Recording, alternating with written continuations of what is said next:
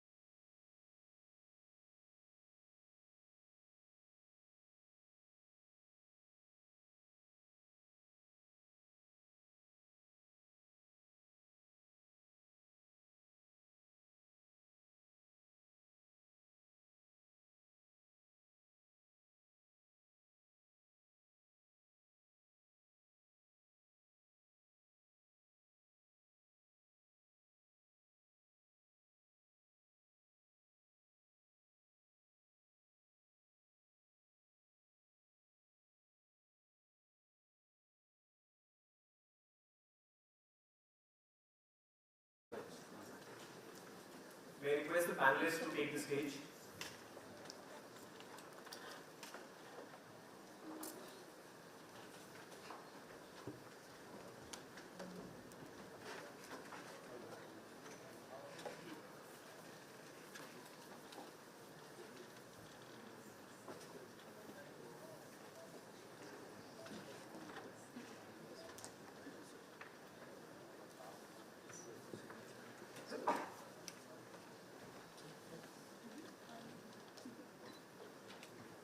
Good afternoon, ladies and gentlemen.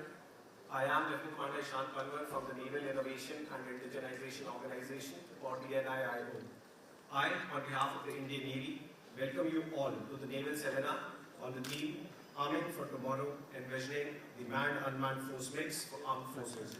The Indian Navy is pleased to organize this seminar in conjunction with the Society of Indian Defence Manufacturers. It is indeed quite heartening to see the gathering present here in the auditorium. I also welcome the audience who is joining us through hybrid mode. Without any further delay, may I now request Vice Admiral S.N. Gorbade, PVSM, AVSM, NM, Vice Chief of the Naval Staff, to deliver the keynote address.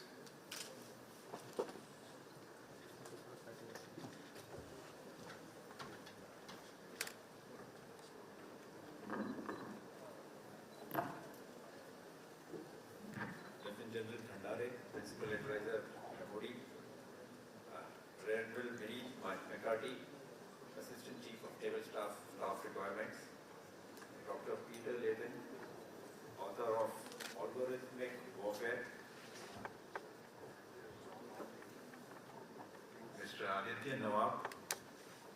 Forces, Mr. Niladri Datta, Guardian Technologies, Group Captain H.P. Thakur, Deputy Chief Test Pilot. Very good afternoon to you, to all the ladies and gentlemen present here. And welcome to the Naval Seminar, which is being held today in conjunction with the SIDM. I would also especially welcome all the people around the globe who are joining us live at this time. Recent conflicts have shown that autonomous, semi-autonomous and swarm unmanned systems will be an integral part of the warfare in the years to come. This is a reality and will only grow exponentially in the future. Manned-unmanned teaming or MUMTI is no longer an esoteric concept somewhere in the distant future. So to begin with, I would like to state very emphatically that the future is already here. At the outset, let me also emphasize that I am using the terms manned and unmanned in their broadest sense, keeping in the view of the prevalent use of these terms, and this usage is intended to be gender neutral and includes women as much as men. Women are already very much part of the Indian Navy, and all over the world they are very much part of all these advancements. In case of the Navy, we are inducting them in all branches, and they will start slowly as Navies also. Perhaps we could have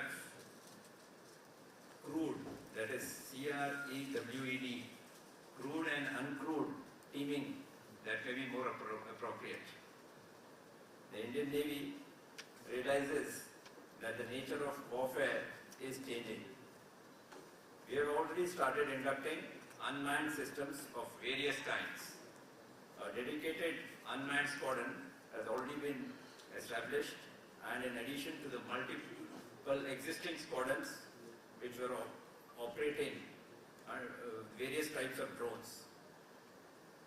The Navy has also promulgated an unmanned roadmap, which was the document Indian Naval Vision document for unmanned systems, and an unclassified version of the unmanned roadmap, which was industry specific, was released by the Honorable Prime Minister during the NIIO seminar in July this year. This document has been shared with our industry partners. Further, today the Ops demo will be there in the evening at the Sabarmati riverfront. Similarly, we have a drone show tomorrow. All these are part of the DevExpo. We'll also have some of the unmanned systems which are not only on display, but the unmanned systems are taking part as an integral part of this demo.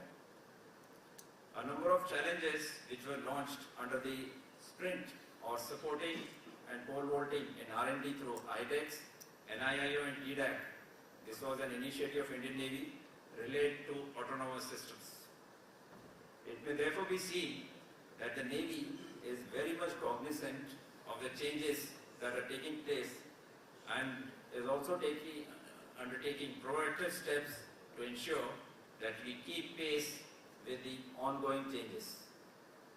Autonomous systems will certainly have challenges in implementation. It is also not about technology alone, but equally about people and policies. As we induct unmanned systems and going for the manned-unmanned teaming, the character of warfare is bound to change. The future armed forces will need to decide operational concepts, tactics, and also decide the right mix of manned and unmanned systems. This would be to optimize situational awareness and decision making. The final aim would be the success of the mission with enhanced lethality and improved survivability. Even in peacetime, autonomous systems have a huge role to play for all kinds of tasks which vary from ships maintenance to search and rescue, amongst numerous others. Change to a mix of manned and unmanned systems will need to be thought through carefully. In addition to the ethical considerations of letting machines take all the decisions, there would be issues of explainability, which probably will be the biggest hurdle to the acceptance of artificial intelligence in warfare. These issues need to be discussed and deliberated as well. And rightly said, nothing can be 100% autonomous. There has to be somebody behind it, some human being. The maritime domain has some unique challenges. Worldwide, the induction of unmanned systems is being led by airborne systems. This is, however, also set to change as unmanned systems are making their presence felt in all three dimensions that the Navy operates, that is in the air, the surface and below the surface. We have very eminent speakers with us today. I look forward to engaging discussions during the seminar. Thank you. Jai Hind. Shramno Varuna.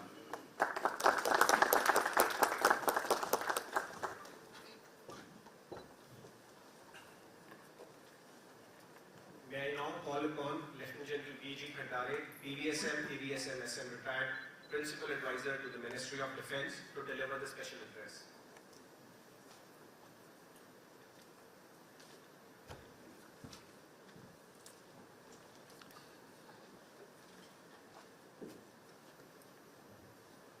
Jai Hind and good afternoon to everyone who's here and who's virtually connected also. Thank you so much, Admiral Bhamade, Vice Chief of Naval Staff, for starting the proceedings on a very good note, especially in terms of cross-domain utilization of manned, unmanned or crewed, uncrewed, whichever terminology you may want to use. More important is, what is the nature of warfare as we visualize it for tomorrow? And in most of the cases, I would like to say, what we are thinking of tomorrow is already here, right now. If we are late, doesn't mean that the domain is futuristic. It is concurrent right now. And why do we say that? There are many tasks which are either dangerous, routine, mundane, boring, or need to be done in a manner to optimize manpower. All these have to be taken in this present domain for which the experts are sitting on the dais. There are other issues which we have to take beyond purely military dimensions, although within the military, land, air, maritime and space. These are the things where we have to definitely go in for unmanned. And what the Vice Chief of Naval Staff says very correctly, the manual override has to be there so that it cannot be just taken away with a cyber attack. So that is where the cyber is also woven into that.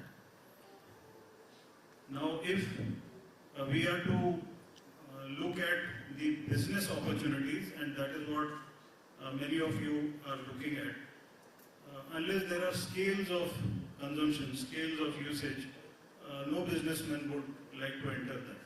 Which brings me to the thought process that this is not purely a military matter. It is a non-military matter as much. There are many ministries which are looking at these solutions of robotics and artificial intelligence. Take for example something where exploration has to be done beyond the human endurance capabilities. So that is where these capabilities will have to be brought in, commercialized and ensured that business ventures also land up in certain degree of profitability, because of which more merit comes into this domain. Going at national levels, there are countries which are facing a population deficit, and those countries are the ones which went in more for mechanization initially, which a lot of people did not understand. There were compulsions of population deficit, there were compulsions of armed forces unpopularity as a stream to serve in. And there are many countries, I do not want to name them, and they went in for mechanization, and immediately after that they went in for use of robotics and artificial intelligence, and that is the way to go. In the current day context, having body bags is something which is unacceptable to any country. And governments will fall if such things happen. So that is where the governance system is also going to push the armed forces to go in for solutions where you minimize casualties, minimize dangers to human life, minimize human losses and property losses. So that is the reason why whatever the military mind is thinking has also to reach beyond the context of pure military matters and go in for a higher level of thinking where decision making is done by people in power and give them solutions which are acceptable to the country at large. So these are the things where in all three domains and the fourth domain space where we will have to look at.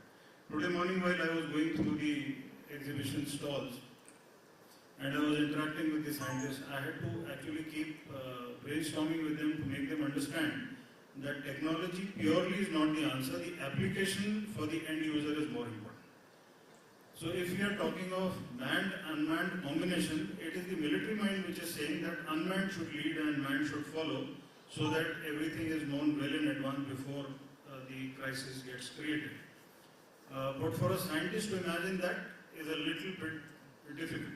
So that is where cross-pollination of users and scientists. When I say scientist, I am going beyond the pure scientist thought process of pure research. I am saying applied research is also one which has to be given more priority.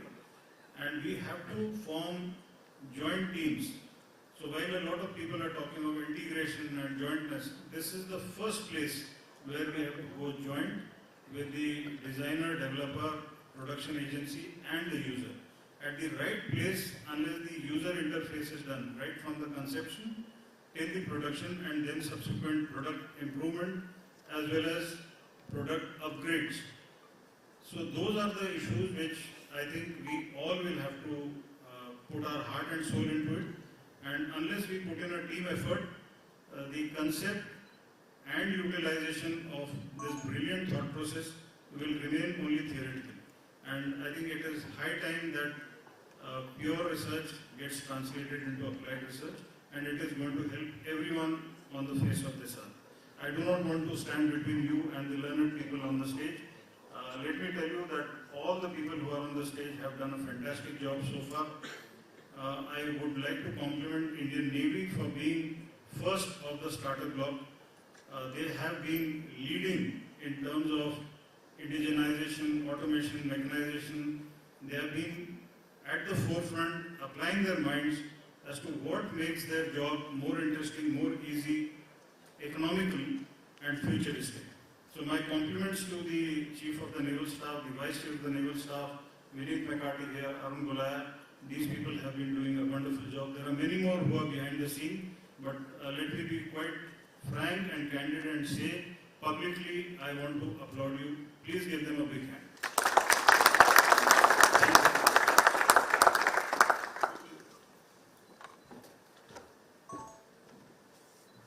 We now move on to the interactive session. I now hand over the dais to Commodore Arun Golaya, VSM Officer in Charge, Technology Development Acceleration, SED, to take the proceedings further. Over to you, sir.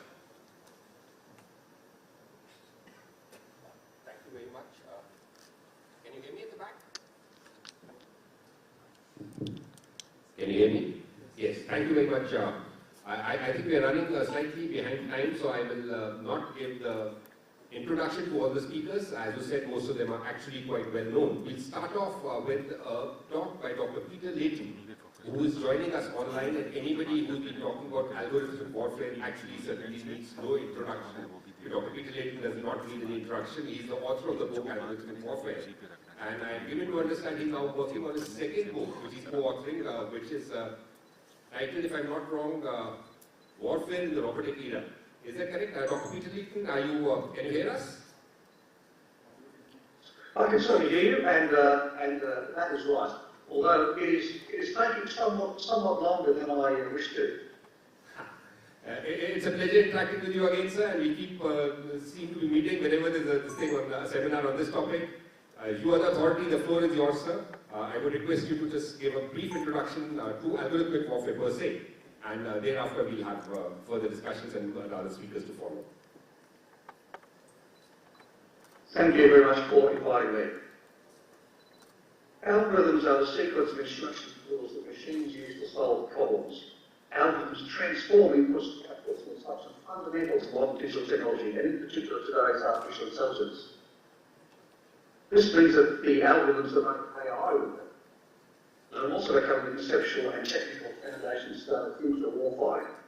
For military forces, AI's principal attraction is its ability to quickly identify patterns and detect items hidden within very large data troves.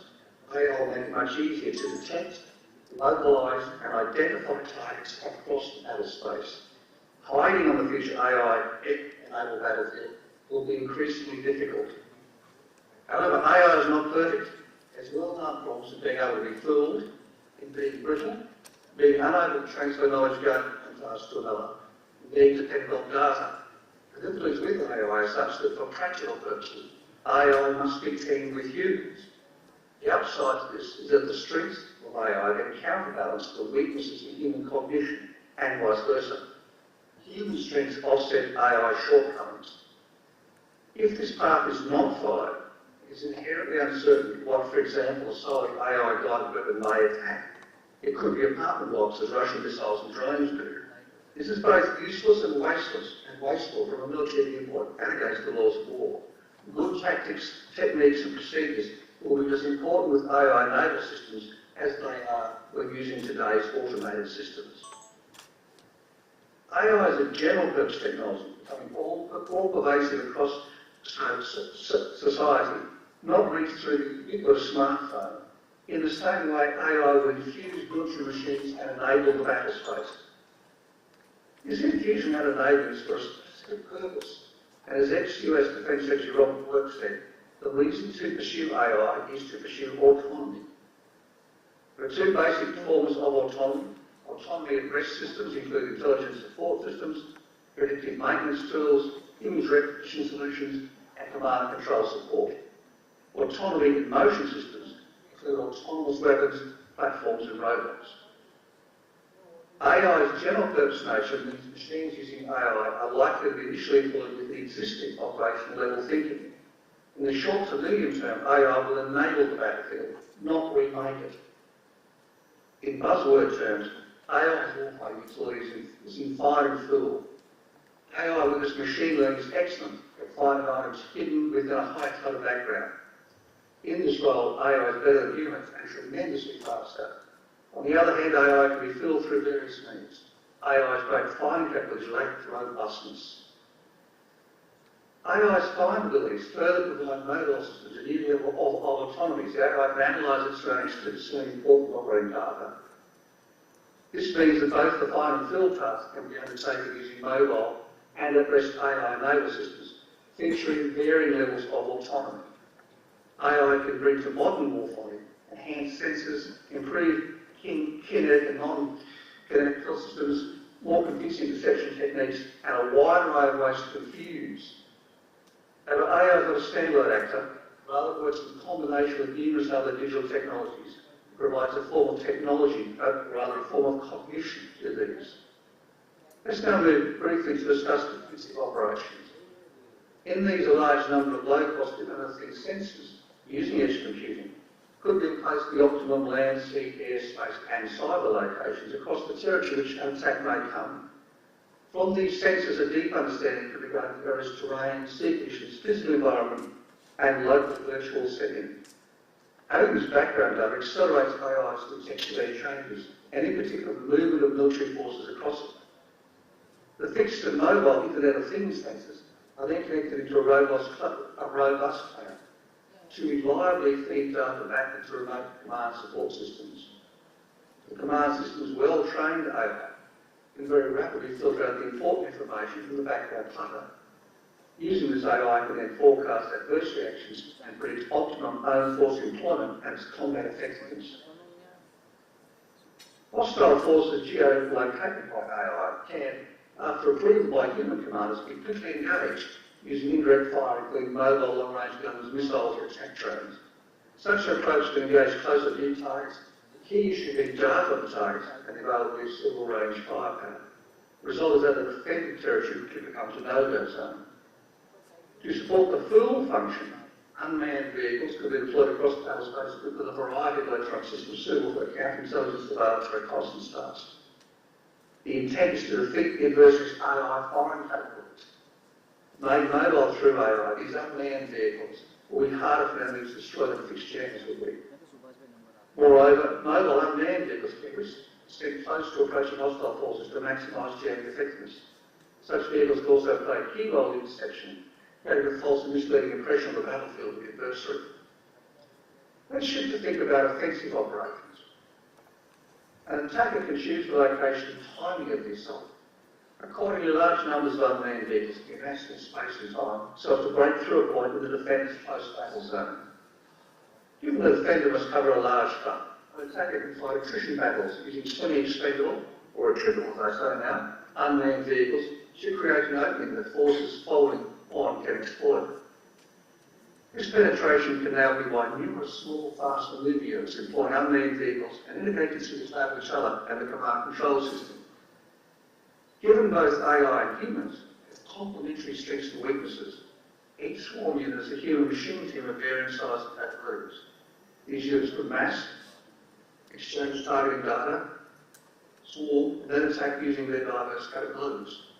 The swarm's overall situational awareness will come from units exchanging data and supplemented by the more comprehensive surveillance provided by the remote AI-enabled command control system located in friendly territory. Importantly, some of the swarms will also keep tasks. Counter ASI remains crucial deep into hostile territory. There are a couple of issues to watch.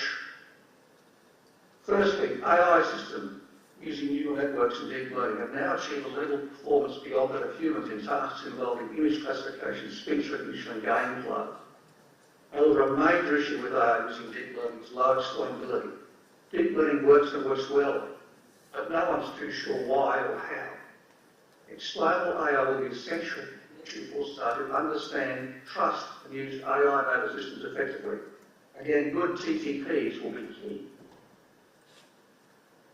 Secondly, there's a shift in thinking away from having a few large, highly autonomous vehicles to having many small, single-role vehicles.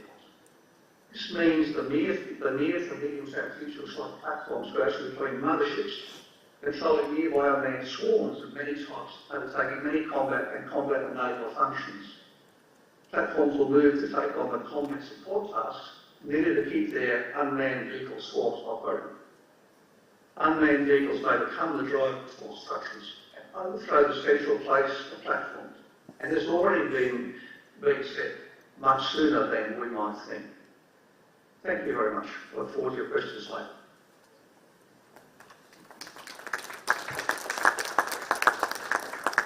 Thank you very much. And before we take the questions in the end, but you always mention about explainability and trust, and I think that is a very, very big factor. Both the Vice Chief and General Khandare, both of them mentioned about, if you cannot have a man in the loop.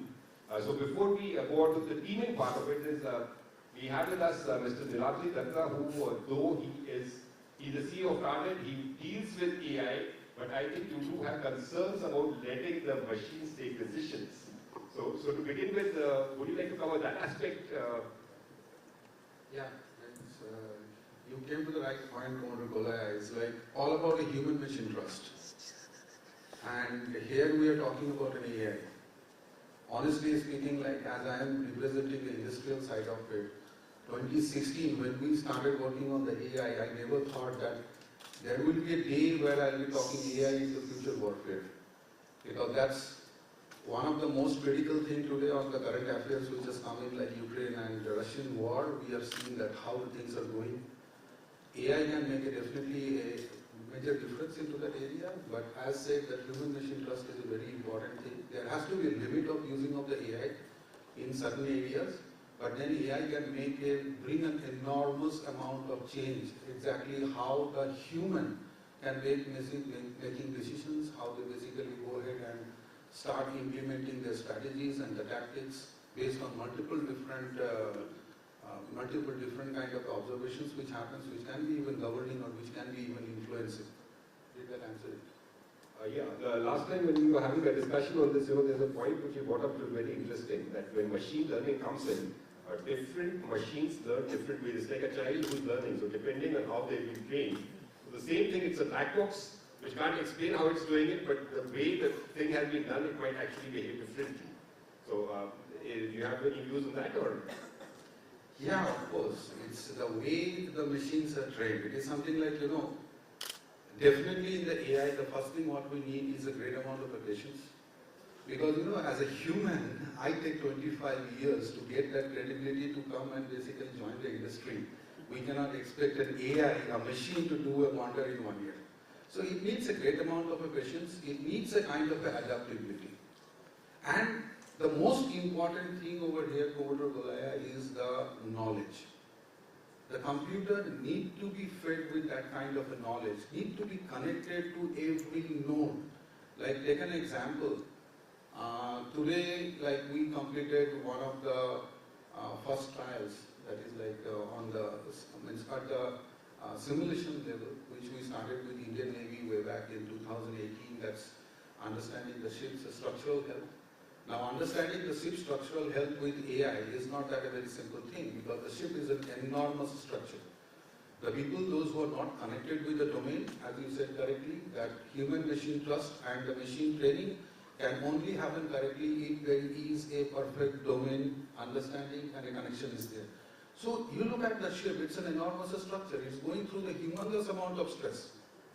And because of it, because of its current or past operational and loading conditions, an AI needs to understand everything.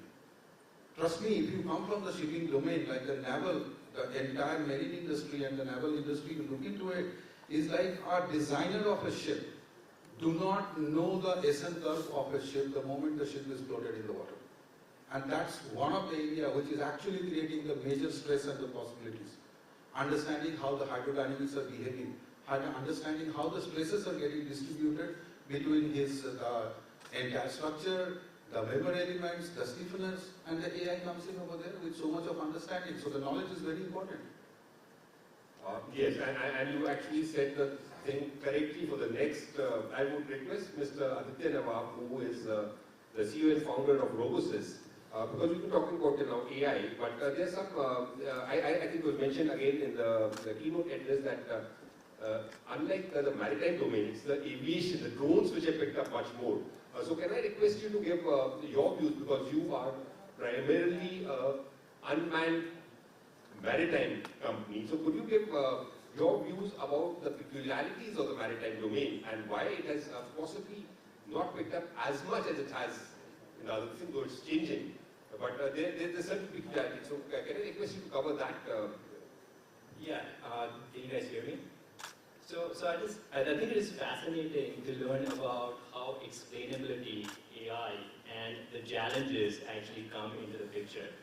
Now, our journey has not only been in the maritime domain, but as you mentioned, I think it is important to learn why the maritime industry so far has not produced that amount of momentum that the UAVs have created. Now, one thing that is common along that thread is the UAVs are not limited by the challenges of communication over the horizon. Number one, they have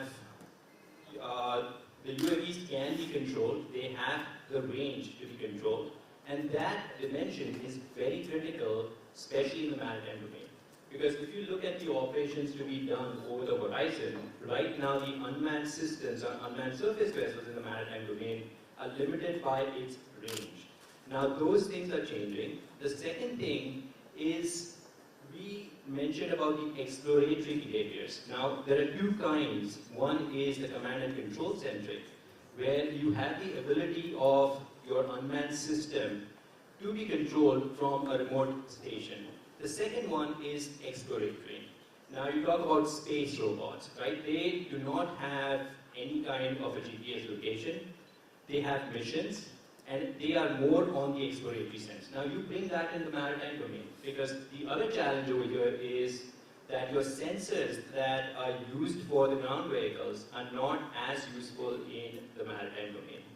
Your LiDARs are not going to be that effective when you talk about the maritime domains.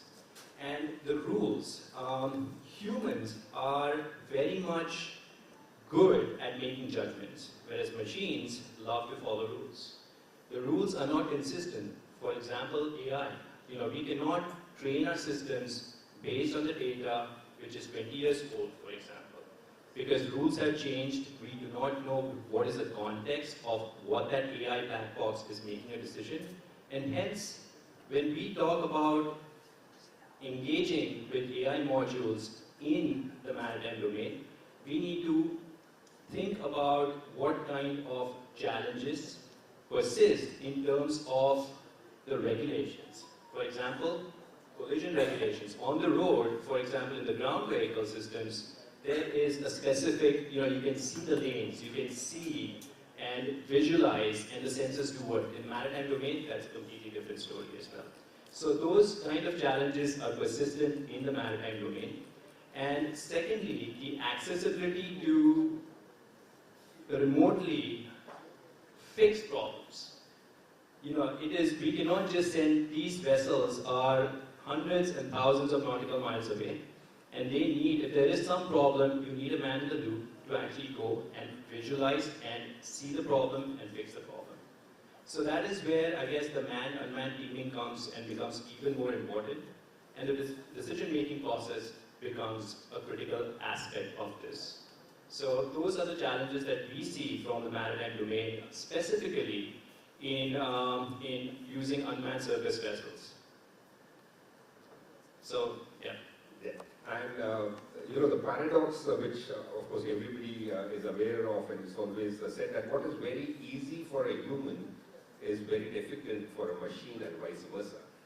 We probably cannot solve complex problems in split seconds like computers can.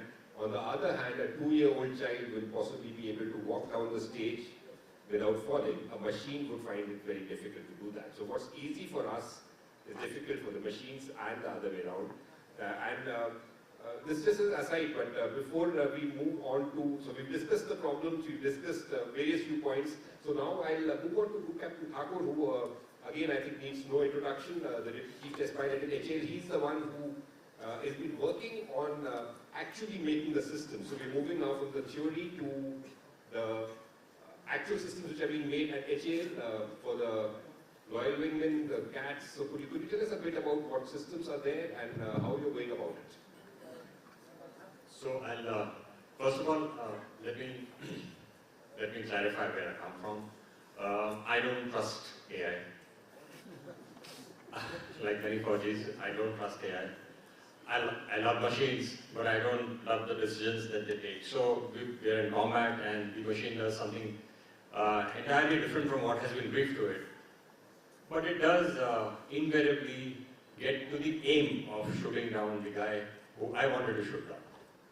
So yes, if I were an artist, that is a great combination. That I don't care what it does as long as it brings me the result, and it's a beautiful result invariably. So to that extent, I accept that it is credible. It has to prove itself in combat. If you would like me to give the long answer, I can get on the stage. I can take about 5 minutes and cover what we are doing in this domain and how AI fits in, if it proves itself to me, it fits in. Otherwise, so you ask if I permit you to go there and give a long answer. Oh, yes. Knowing a fighter pilot, whether you say yes or no, he'll do what he wants. All yours. Thank you.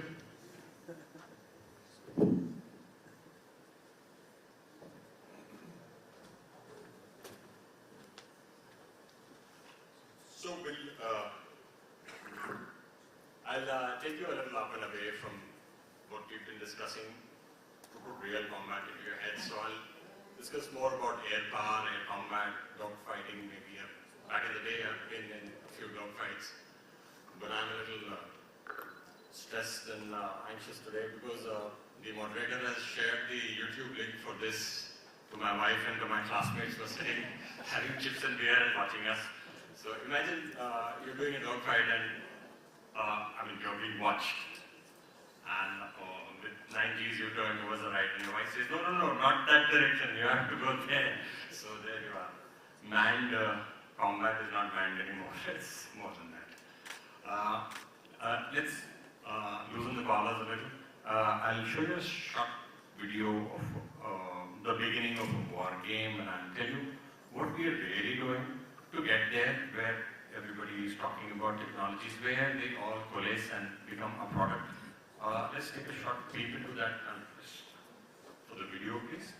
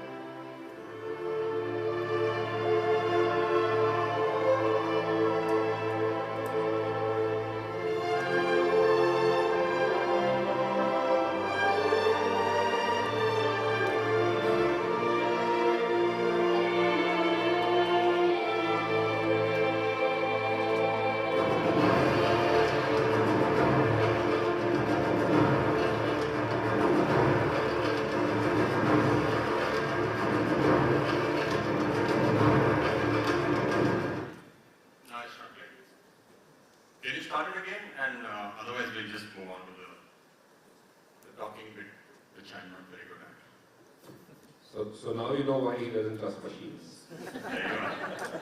So this is the beginning of what was intended to be shown through a video. Is the beginning of a war game where so what's up? I'm sorry, let's continue with that.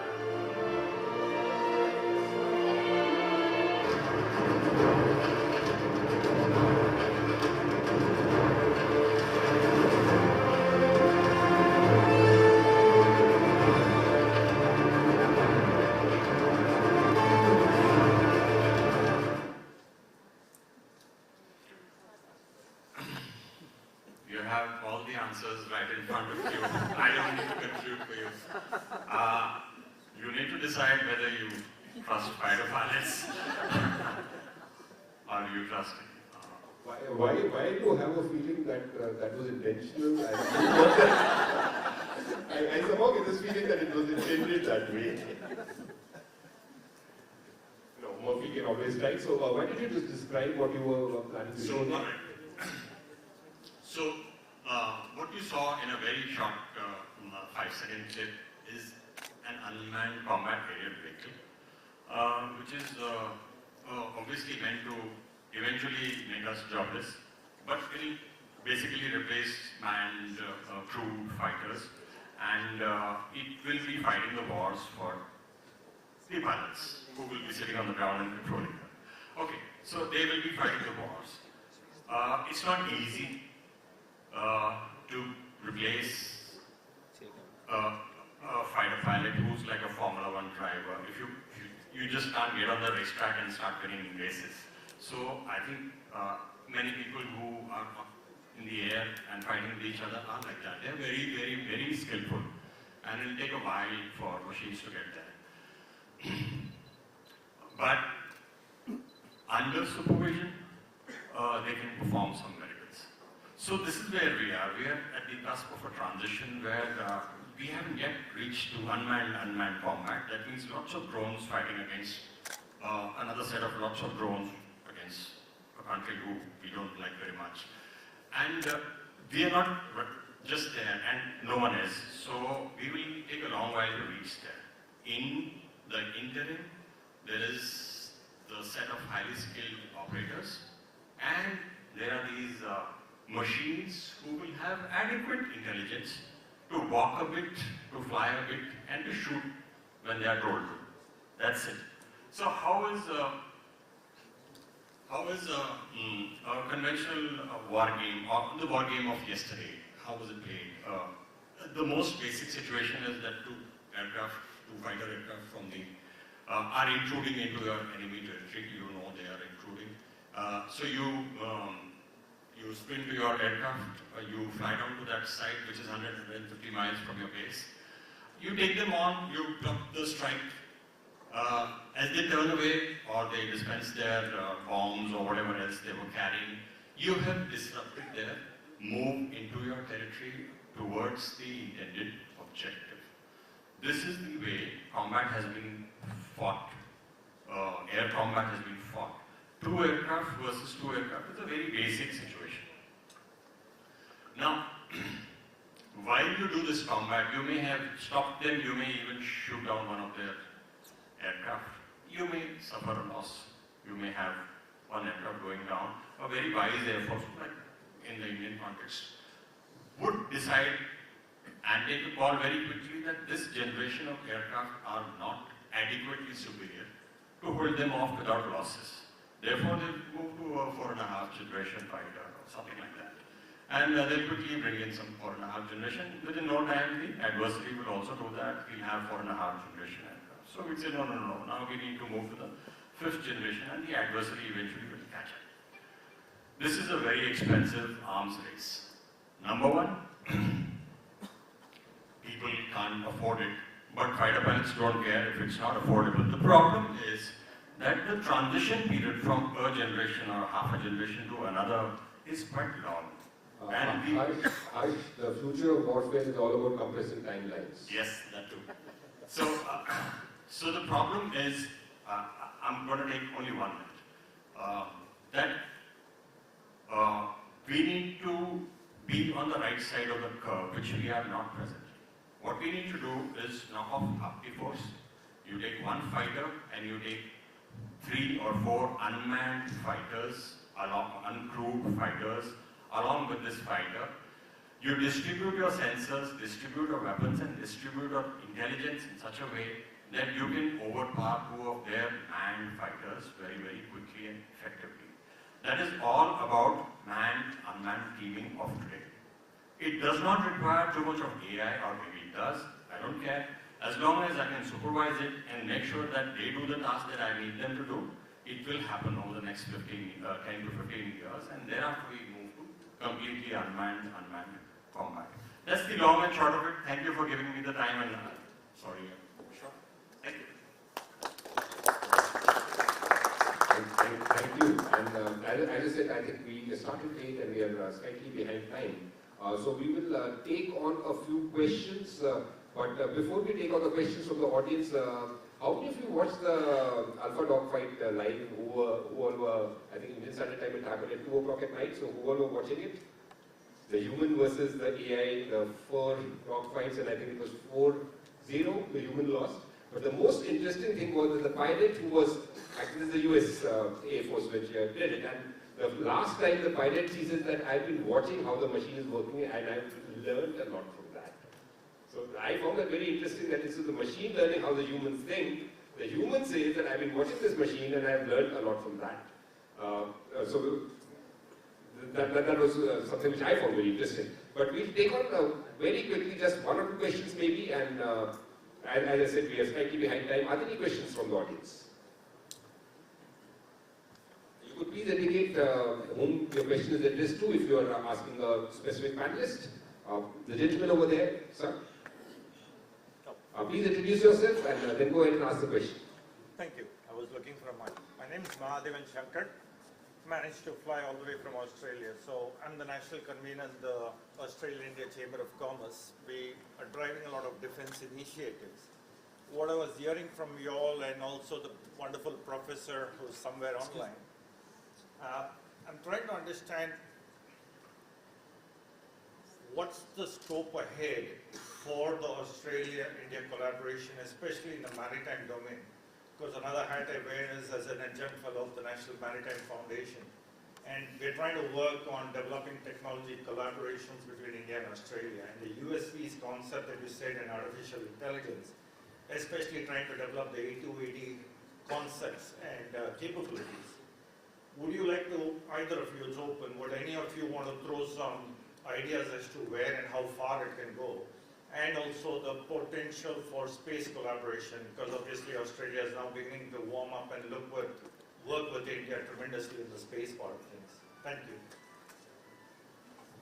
So I think that's a very, very specific question about a particular thing. So we can of course discuss it offline. The only person on stage who can possibly answer it, I think, would be SR. But we would leave that question for a bilateral discussion to talk about what all we can do together.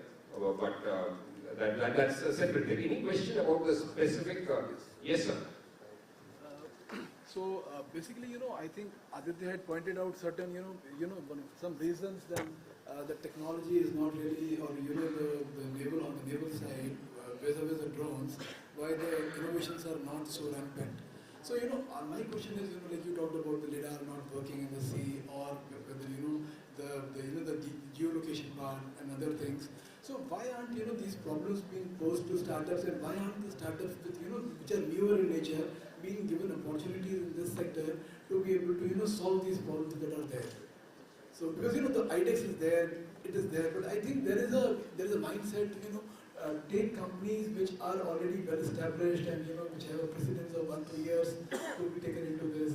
So what are the things? So your question was to Mr. Aditya Nawab, but I would, before I hand over to him. No. So let me just give you some statistics. There is a background I'm taking. Yes. So let me just give you some statistics. Offhand, you mentioned that why are we not looking at startups? You are aware of the sprint challenges which were there. Launched on 18th of July, as was mentioned by the Honorable Prime Minister. Let me give you statistics. Responses received including Moto 1106.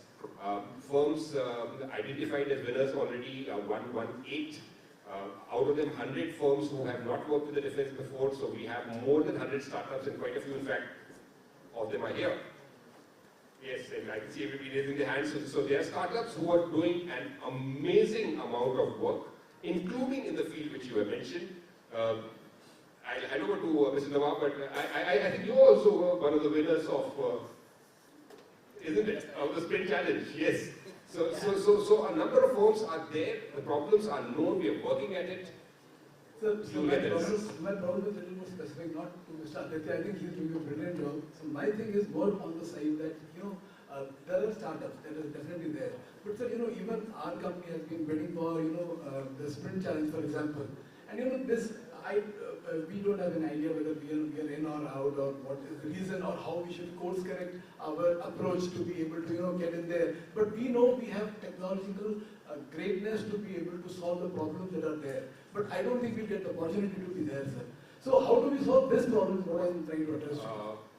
Point taken, point appreciated. You said that you were also there, but you do not know the current state. These were the first 75. There'll be 75 more, there'll be 75 more, and not only from the Navy, I'm sure they'll be there from the Army, Air Force. There is enough space for the startups. The ecosystem is blooming. There would be more than enough chances, but only for the positive time, and we continue discussing this. I think let me take one more question, sir. So one last question, and after that I will request Admiral McCarthy to make the concluding remarks. One last question. Yes, I can see Group Captain Arun? Yeah, yes. Thank you. Now I'll ask the designer and manufacturer's perspective. What do you need to make your project successful in terms of users and other players? Are you happy, or you need to do? What is your desirable involvement? So the machines need to act as fast as fighter pilots. That's number one. So they're lacking, but that's not the bottleneck. I think the bottleneck is the mechanical pace of things in our industry. We are in the conventional industry. We follow conventional methodologies to make an aircraft, because I am in the aircraft field. To make an aircraft from conceiving to flying the first prototype takes 6 years. To induct it takes 10 years. That's a total of 10 years. That's a very long time. By then the technology changes on the outside. And AI, machine learning, etc. is happening very, very fast. By then my machines will be quite old. So that will get altered if our certification processes, a little bit of what people call red tapeism is reduced. That is a big bottleneck, for sure. With that, I do wish we had more time and we could have gone on and on, but with that, can I request Admiral Rakati, sir, if you could sum up and maybe give the concluding remarks.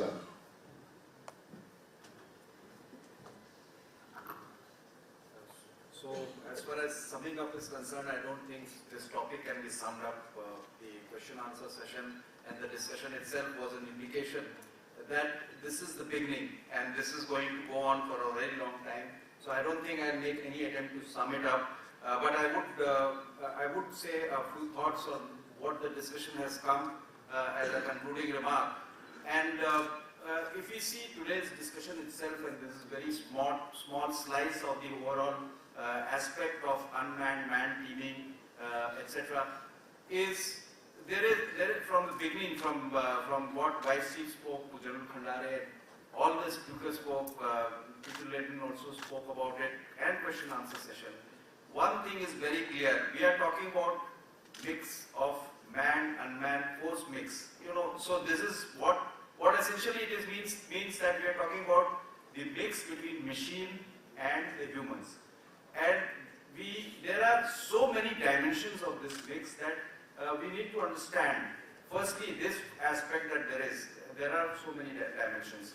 And some of the dimensions which are very obvious, which come up, because which General Khandare also spoke in his initial remarks, is that, we need to have, there are stakeholders, there is user, there is a person who's the scientist who gets, there is industry, and there are other stakeholders as well.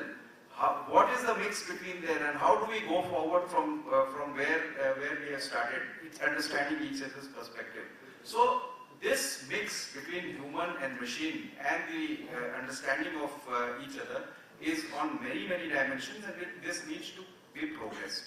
And so that is what the essence, I would say, is what we can conclude from this talk. And I would just like to add on to that the one dimension that the armed forces are wanting to do, as specifically I will talk about Navy, and I'm sorry that we have not been able to address the specific questions that the industry is asking for, and this is a very pertinent question, and we can talk about this off the line, and we'll try and answer your questions.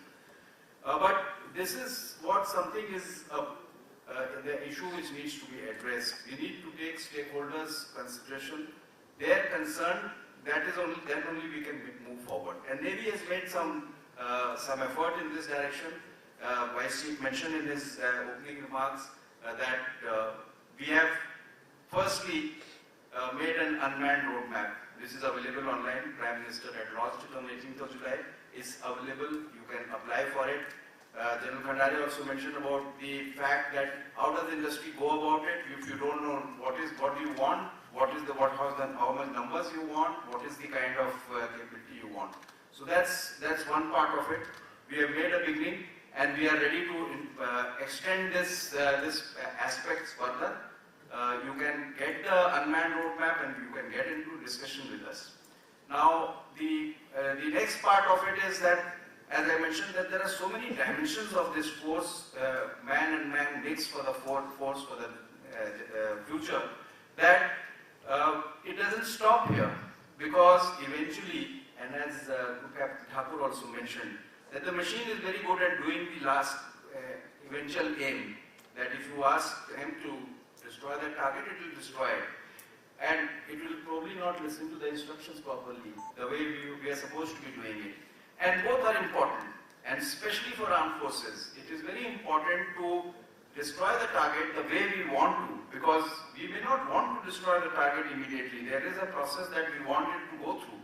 So this aspect needs to be understood, and it will not be understood because the machine is to be made by the people who are making the machine. It is a production version is to be made by industry, and the requirement is ours. So this dialogue, this aspect of understanding each other has to go further.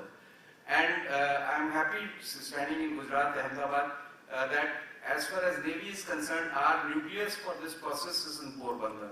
We are the aspect, there is an unmanned squadron that we are creating, and we want to make it open so that we can have the understanding of the industry, what our operational concepts are, what the technology is getting, try it out, take the best route forward. Challenges are many. Neil also spoke about, and Mr. Nawab also spoke about. Positioning is a problem, communication is a problem. While Group Captain Thakur said that he is very happy as long as they listen to his instructions. But what happens in a temperamental communication when the machine stops listening to your communication because it cannot reach the communication? So autonomy is required. So these are aspects that we need to understand, and not taking many more time, I would like to say that we are on the path of progress, and I do understand that there are many questions that we need to answer. But we have started, so we will reach somewhere. Thank you very much.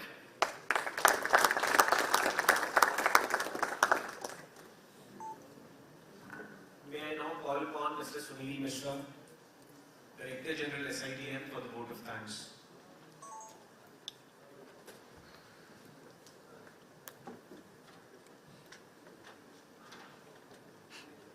Very good afternoon. For me, this has been a very thought-provoking discussion which the distinguished panel had. I learned a few things. I had never thought about certain things from the perspective of the fighter pilot. We at SITM have been working very closely with the Indian Navy, with NIIO, and with very satisfactory outcomes and results. And as it was mentioned that this is an area where things are evolving, and definitely new opportunities for Indian business will come out.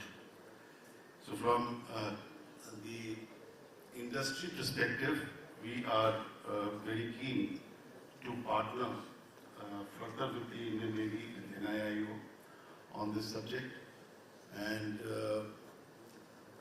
our best of the attention would be there to take this forward.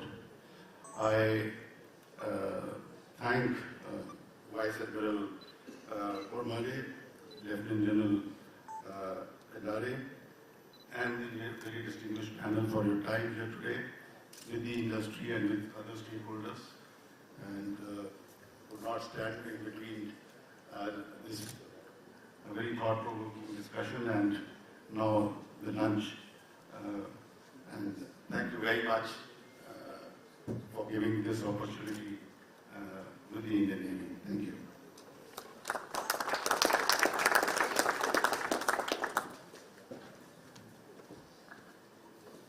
May I now request the Vice Chief of the Naval Staff to hand over the Naval Crest to the speakers as a token of appreciation.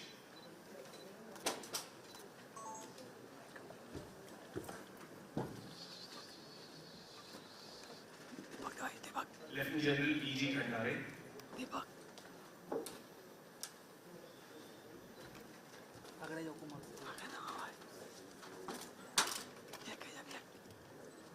Yes, sir.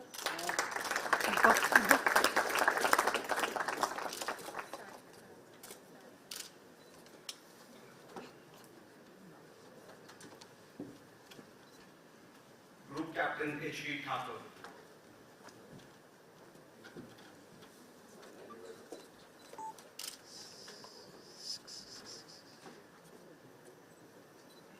Yes, sir.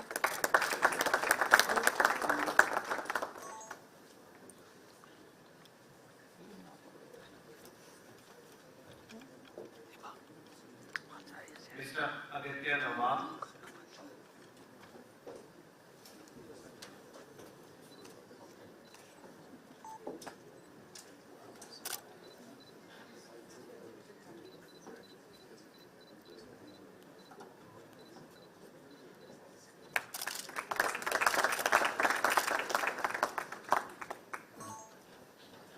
And Mr. Nilati Datta.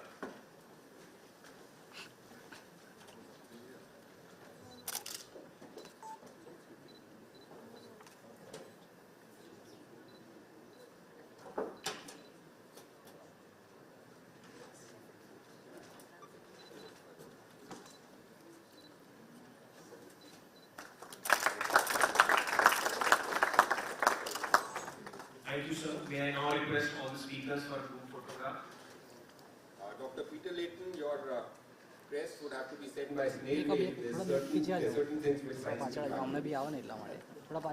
Thank you for joining us online.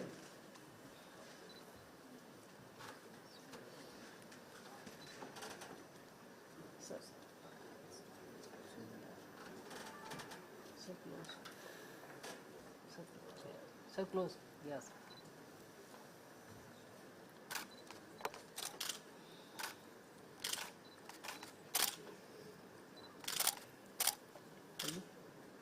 Thank you, sir.